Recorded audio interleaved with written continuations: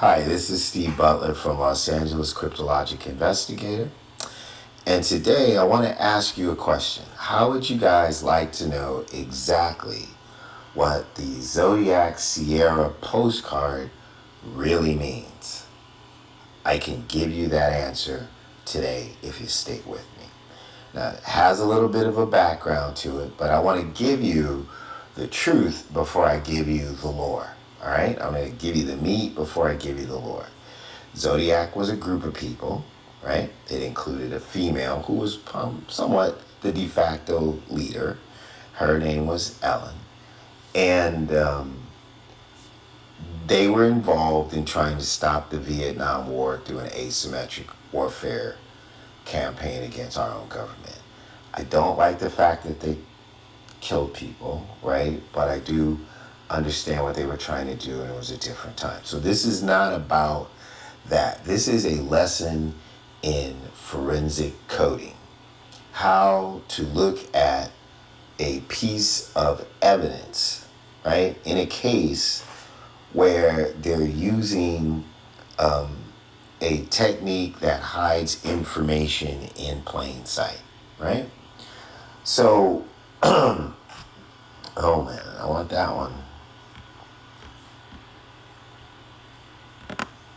Here we go. So this card came to the San Francisco Chronicle, I believe, and everyone accepts that it is from the Zodiac. I'm here to tell you that it is an authentic postcard and coded communication from one of the members of the Zodiac as a threat to the other members of the Zodiac that they better leave him alone because he has evidence of their homicides. That's the meat of the story. That's what we're going to get to. And I'm going to show you how the coding in this card tells you that, right? So the person who created this, as we've come to learn, is a gentleman who's identified in the Z408 cipher as Albert Lee Terry Jr. In the Z408 cipher, if you look down at a certain line, you'll see a span of letters and spaces. And when you know what that code is, you can go to the 1968 Vallejo telephone book and find Albert Lee Terry Jr., right? It'll be Terry Al L. Jr. And that is how he entered his name in the Z408, which is a document where people are declaring themselves members of the Zodiac. It's a truncated form of his home listing in Vallejo, California in 1968. So I'm not going to show you that, but I just want to tell you who he is. So he is a person who's actually still alive. He's Friar David Collins of Kingston, Ontario, the pastor of St. John Apostle Church. By all of the metrics, all the evidence that we can possibly find, that's the guy. And he has a very unique ability to draw things, right, in layers, and he's also a very good coder. So he probably took a card that's a standard card, but he created more images within the card using his very, very, very, very strong talent to draw and things like that. So I'm going to show you the lore, and then we're going to get into the actual code breaking of this card. So the Pious card was a postcard allegedly sent by the Zodiac Killer on March 22nd, 1971, postmarked in an unknown location and addressed to the San Francisco Chronicle and the San Francisco Examiner and the Los Angeles Times with an attention line for Paul Avery, right? Equal Chronicle. It was one of the only few postcards in Zodiac's known correspondence. Its style and content have been the subject of much debate.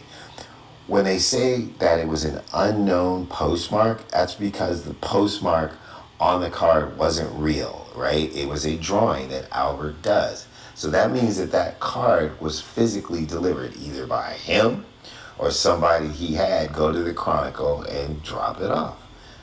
That's just the bottom line, right? The card featured an artist rendering of a condominium development and several phrases cut from newspapers and pasted onto it. The most notable phrases were past Lake Tahoe areas, sought victim 12, around in the snow. That is really, really important. Now, there's some other stuff about Donna Lass. We don't need that.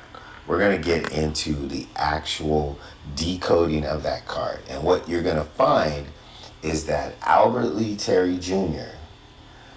put coded information in here telling Ellen, who was the female second in command in the Zodiac, but basically the leader, the emotional leader, and the director of planning for most of it, on the ground where she worked at NAS Alameda in San Francisco, that in this area right here is buried information about the homicide. So if you ever thinking about killing me, you better think twice, because in 1971 he left the group, he faked his death, and from what we can tell, he applied to get into the brand new witness program. The federal government, 1971 was the first year that the witness protection program became official. We don't know if he got in or not, but based on the fact that he's got a 60-year history of murders and he's never been prosecuted for any of them, and there's people who know who he is, which I know for a fact, he must have got in. So he could possibly be the very first individual that was ever accepted into the official witness protection program. And that might be why this guy is getting away with murder, other than some other reasons, literally getting away with murder, because he's like some kind of, standard post within the group. Like he was the beginning of the official program. It had already been started in the 60s unofficially. So let's get into breaking down the code, all right?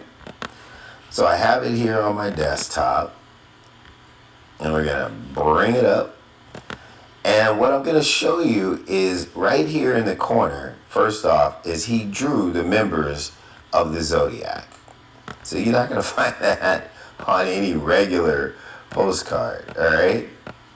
So this is the depiction of Ellen right here. She had dark hair, kind of olive skin, but if you saw a picture of her, you would know that this is her representation. And if you look in here, you see other people.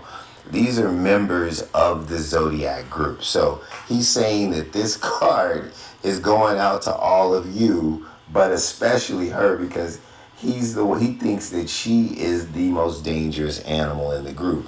The truth is that he had a crush on her, and that she married a guy that was in the group that wasn't him. And this became a big split, and he blames her in the murder of Darlene Farron, which was pretty much his only friend, who he got killed because he was running his mouth too much and got her involved. And she was about to go to the authorities and tell what she had found out about these people. At least the other Zodiac members felt that that was what was going to happen. And I think Albert disagreed. And eventually, the person that Ellen married, Charlie, is the person who was described by Mark Magoo as the person who did the deed. And, that's kind of like the story. I don't want to get all mixed up in the murders. I want to just stay with the coding, right? Just so we know what's going on here. And from what I can tell, Albert is a lot of things, right? But when it comes to telling on himself, he generally tells the truth because he's psychotic. He's a psychopath. He literally likes credit, and he loves to put it in public where it sits right in front of people and they don't realize that his confession is sitting there. So let's get into the coding itself. So you have sought victim, 12 past Lake Tahoe areas, a sort of zodiac sign, peek through the pines around in the snow, Sierra Club, right? Well, you see how that's broken up, right? That's intentional, right? And so what we're going to tell you is this. The decoding of Zodiac Sierra Club card. 1. Doodle sought equals seek. 2. VI is vector indicator.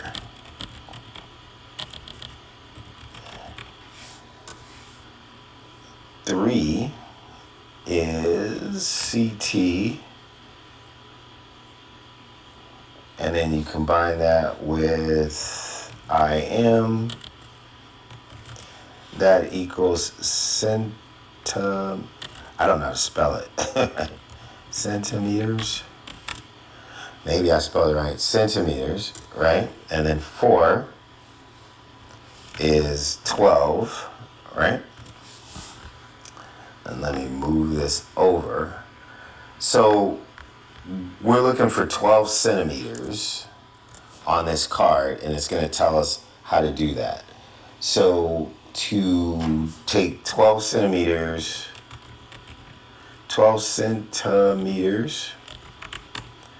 and convert to inches equals 4.725. So we're looking for 4.725 inches from somewhere. Average postcard size.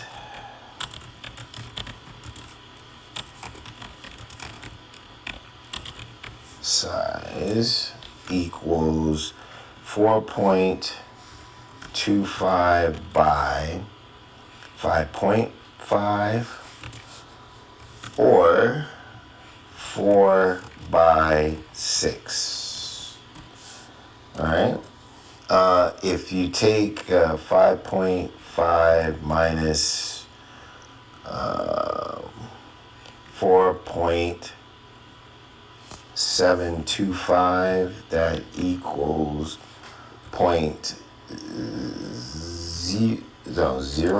equals 0.776, which means we can guesstimate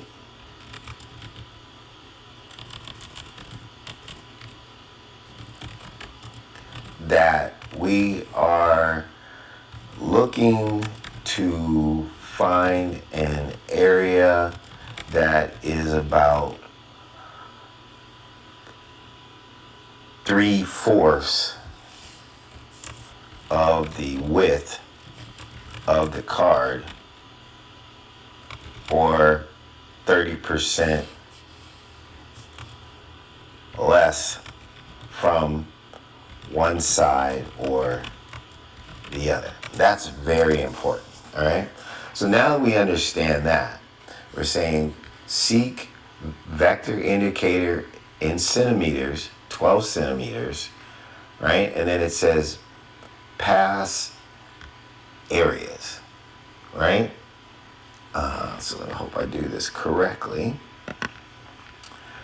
So we have this zodiac sign right here, right? So that zodiac sign to me says that that's our starting point. So let's put that in, right? So 5, zodiac sign is the starting point, right? So it's like X marks, this is where we start. This is the start of the race right here. So I want you to start right here. And that means we're going to be looking to go at least 70% this way, or leaving 30% of the card available, right? So this is about 1/3, like this thing right here, right? Now, 6.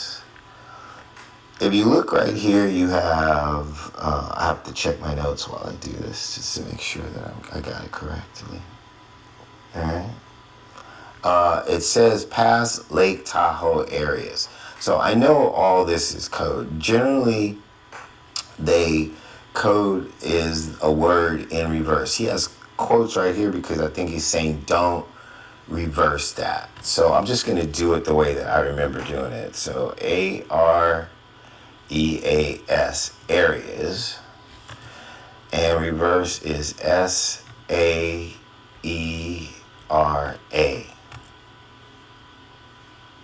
Right?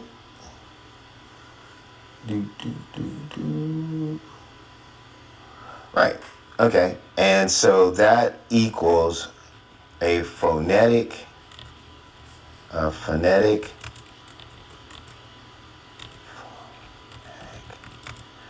Man, I wish I knew how to spell. Phonetic. Whatever. There we go. A phonetic pronunciation. Oh, come on. Help me out here. Thank you. Of Sierra. Right? So where is Sierra? Sierra is right here. So we already know that we're looking to go 3/4 across the width starting at the X and 30% from the other side. And when we get there, look what we find. We find the word Sierra. So that's what that is right there. It's telling us where we are. All right. So now let me do pass 7. I do this stuff live so you guys can see me go through it, and I don't do scripts and all that stuff. So I just want you to see the raw film so you know that this is real. So we have pass, and let's change that to SSAP. And in decoding this stuff, you just kind of have to use logic of what you're being told to do and what a normal person would think about. So they're telling you to look for something. So you're on a treasure hunt, right? So you got to have a starting point. This is a treasure map, right? So you have a treasure map, you have a starting point, and you have clues, right? So it's saying seek vector indicator in centimeters 12. We figured out what that was. So now we know we're over here, and then it's saying Sierra and pass. So swapping that around, understanding their coding motif, right? Once you understand how they do it, or how Albert does it, right, you kind of get a sense for what these anagrams can actually be, logically speaking, in terms of what you're trying to accomplish. So I think that SSAP would be start, search, at pole. So far, right, if we're following what's going on down here, he's saying seek vector indicator in centimeters 12, right? Start your search at the pole, right, where it says Sierra. So that all lines up. It lines up in terms of the size of the card, where that 12 centimeters would be. If this is our starting point, right, and past the areas, if you flip them around, right, it says start your search at the pole, where it says Sierra. Even though I translated it the other way, it's just how my brain works. So I needed to go there first. I didn't want to try to miss anything by trying to force my way into making a presentation based on logic. Because to understand this kind of stuff, you do have to be a little bit more open to the fact that you're being deceived, right? Why do people look for logic in an illogical situation? So I'm saying I'm not going to worry about the fact that this is some kind of club or tile. I'm not going to be fooled by all the things that he's trying to fool us with. That's what's called noise in coding. I know this is code. I understand their modus operandi. And can I extract something that makes sense without stretching too far, when in fact he's asking me to make some decision, some guess. This is kind of like Wheel of Fortune or Jeopardy. That's what they use, where you get clues and you have to finish the sentence. Or I can name that tune in 2 notes. After a while, it gets pretty easy. So, again, seek vector indicator in centimeters 12, right? PASS, turn around and start search at pole. Got it, right? Where it says Sierra. Great. So what's 12 centimeters, right? From our starting point? Well, on a card that's either 4.25 by 5.5 or 4 by 6, right? Doing the math of 5.5 minus 4.724, we get 0.776, or approximately, 3/4 of the width of the card, or less 33% from the other opposite side, if that makes any sense to you. I know I wish I could talk in a different way to help people understand, but basically, here's your card, minus 33% of the card, and you end up at the pole where it says Sierra. That matches decoding, right? And then we get to, this is actually going way better than I thought. We go through where it says peek, what's in quotes, peek through the pines. So I think the reason why he put peek through the pines in quotes is he's like, don't flip this around, right? Just I'm telling you to actually peek through the pines. That's what you're supposed to do. Now there's something down here. I don't know what it is. I bet if I enlarge it, it's probably more of a picture than punctuation. But I'm not going to be bothered with it because if I have never looked at it before, that would be a total distraction, right? So we need to peek through the pines. Well, here's all the pines, right? So if I'm standing back here and I'm peeking through the pines, so now he's telling me, right, that you're going to be over here once you figure all this out, right? So somewhere we're standing over here. There's some figure there. I don't know if that's how far he wants to go, but he's saying peek through the pines. So if I'm down here, right, and I'm using this card as a map, and I need to peek through the pines, right, then I am starting my search at the pole that says Sierra, and I'm peeking through the pines. So I'm coming back here, and then I get this clue right here, around in the snow. So we're going to flip this puppy like this so we can read it. It says around in the snow. Now, that's probably code, but it doesn't have quotes, but it's also not broken up. It's solid. I bet there's more information here, but just for the purposes of decoding this to a location, we're going to take all those clues and then we're going to look around in the snow and see if we find anything, right?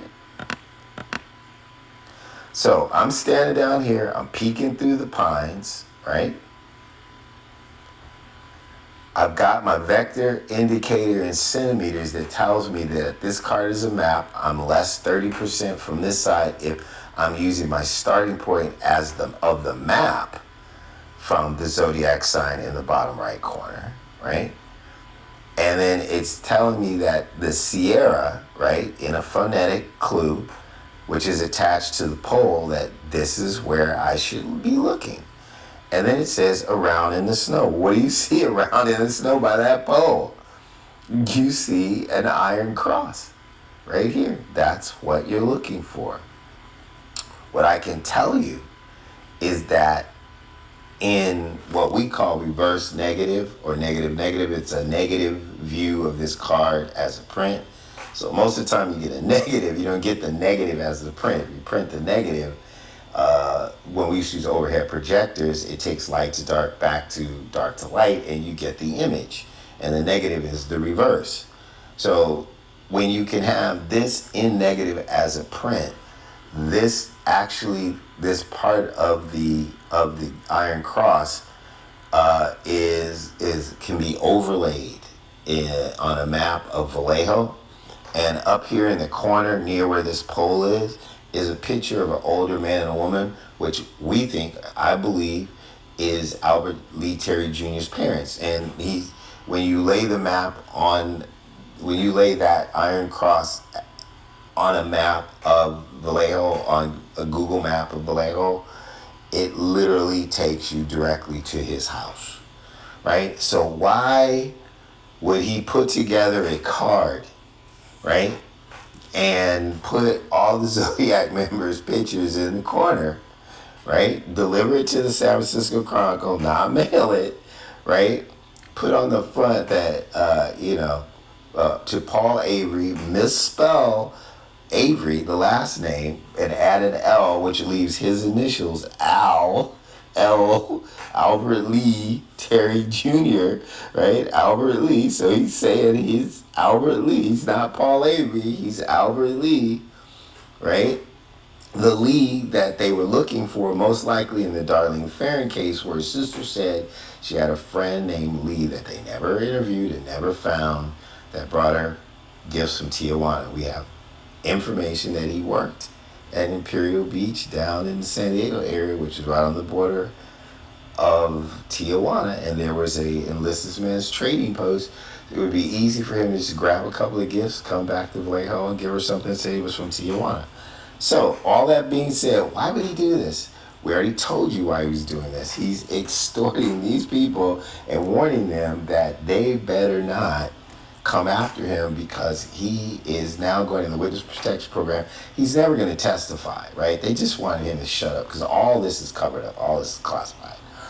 But he was afraid. He was afraid they would kill him when he's actually the biggest killer in the group. That's what really makes it funny. He's the most dangerous guy in the group, but he's acting like they are going to come and get him. But you never know. There's, no honor among these kind of people, it seems like. At least these people had a little bit more honor. They all turned their lives around and started living good lives and became givers in society, where he continued his murder streak, which is why we're here today. But to wrap it up, all right, seek vector indicator in centimeters, 12 centimeters, past Lake Tahoe areas and peek through the pines. Past being reversed is start your search at the pole, right, where it says Sierra. So that reversed is Sierra phonetically. So whatever it is that we're supposed to find is right in this area at the pole. And if you overlay this iron cross on a Google map in the Vallejo area, starting below where his house is, which is on Ptolemy Street, where the phone call came from at the phone book. He lives right up the street from there. So this is not, you can't put this many coincidences together, right? His house is about right there where the pole is. So let's get to the meat of it. I told you Lake Tahoe was probably a code. Today was the first day I ever took a look at it and decided to try to decode that. And it wasn't hard. So let's finish this up and I'll show you what we got. So we go with Lake Tahoe, right? And then we're going to flip that around to EKAL and EOHAT. Knowing what I know, E equals Ellen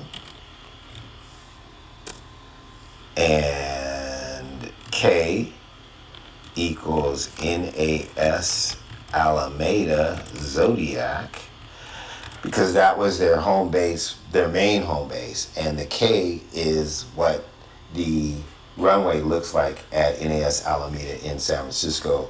It's a unique little peninsula, so they had to make the runway look like a K, and that's how they identify it. And that's how she also is identified in a lot of communications as EK, or Ellen NAS Alameda. So that's her moniker in the Zodiac. So that's what we have there. And then we have EOHAT, which I believe means evidence of homicides are there. Ladies and gentlemen, somewhere at Albert Lee Terry Jr.'s home in Vallejo, he says that he's buried evidence of the homicides. And he draws pictures, and he is a photographer. That means he probably has film, pictures, negatives,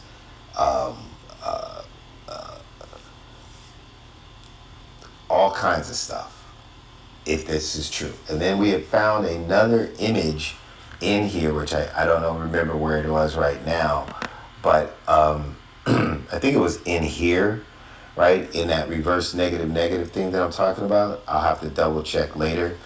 But I used to be a photographer, and I kept looking at this thing, and I was like, I know what that is. It's like old film canisters. They're really small, and you put the film in there, you turn off the lights, and in the dark you put it in a little canister for safekeeping so it wasn't exposed to light. And so he's saying that he has film canisters of the homicides at his house in Vallejo based on the Pines card. So that's my presentation, and that's the Sierra Club card from Albert Lee Terry Jr., and it's a message to Ellen of the Zodiac saying, leave me alone. Thank you for hanging in there. I'm Steve Butler, and this was a lesson in decoding Zodiac.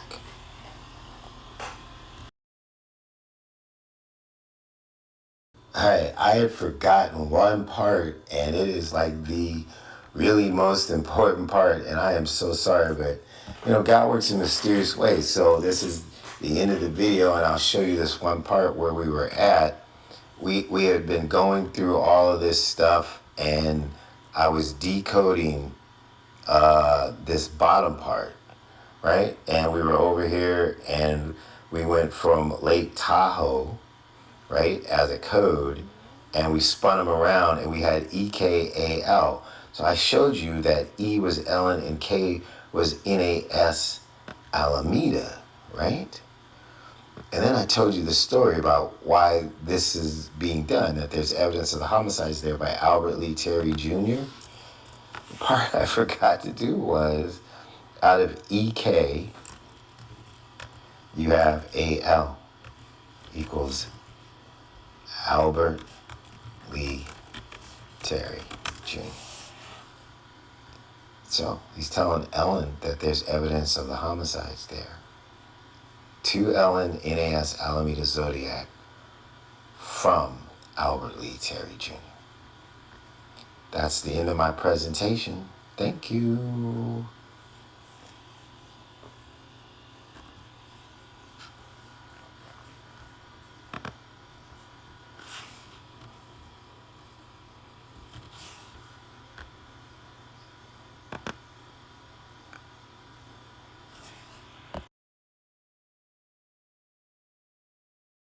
Hi, everybody. I just wanted to add a little bit more about the Zodiac Sierra Club Pines card when I tell you that this was created by Albert Lee Terry Jr. So we did the decoding, and I kind of told you, what it means and how the little iron cross is a map to his house, and that there's information buried there, and that Zodiac members are up here that you can see without doing anything more than magnifying the card. But in a lot of the things that we're doing now to identify Friar David Collins as Albert Lee Terry Jr. is not just the fact that they look exactly alike, but that the criminal activities that we found, the communications cards in the live big trading cards, and in other documentation like the Joan Benet Ramsey note, and like the Cherry Joe Bates must die letters and confession letters, how he embeds images in a dense form, that is also present in this card. And that's how we connect him over the decades, is because he is so consistent with this particular art form that he likes to do. So I was gonna blow this up, and I'm gonna go over here, and I just wanted to show you, see how there's an image around here, this kind of circular image on what looks like a zodiac thing, but it has a pointy end down here and almost looks like a person up here. That's a lot like what's in the Cherry Joe Bates ransom note, right? And then it points over to here. There's some more images over here, but what I really want you to see is I want you to try this one on precise. Let's see if I can do this correctly. How did I do this before? Let's see, did I need to do one more? Yeah.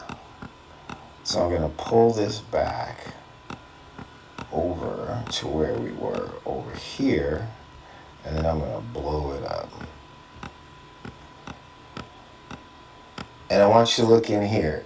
So right here, I don't think it's so much of a drawing, but it is like a photograph. And then there's a drawing here, and there's people here, and there's people here, and there's other images and symbols.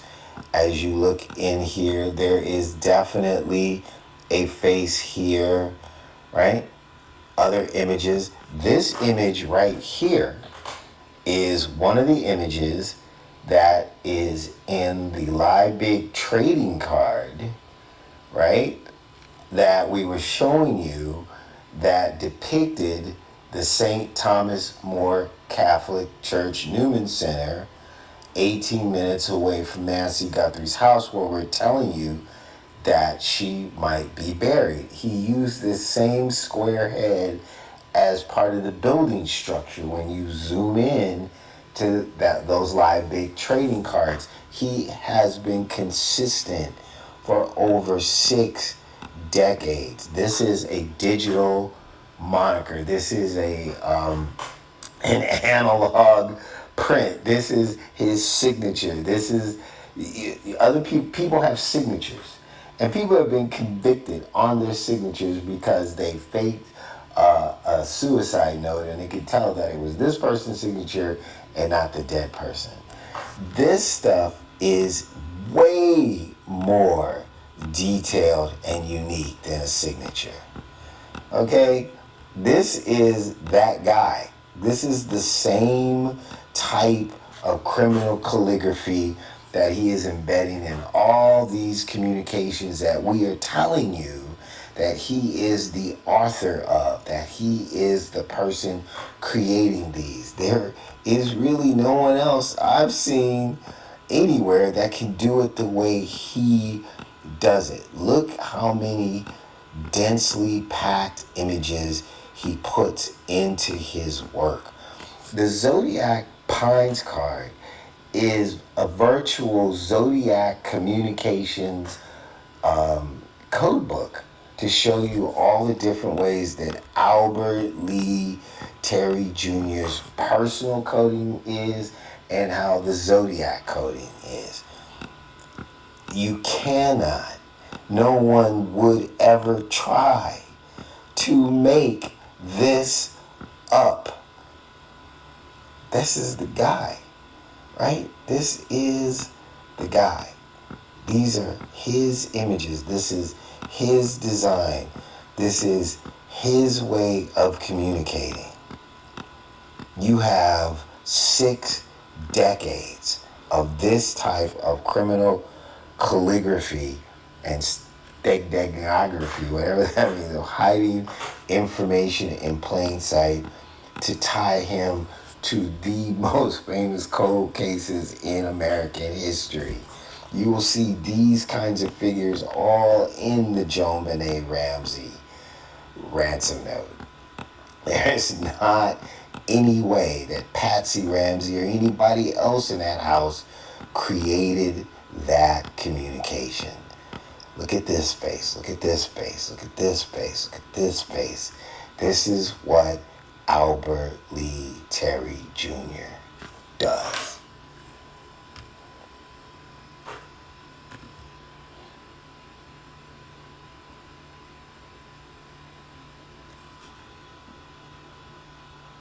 Hi everybody, I just wanted to add a little bit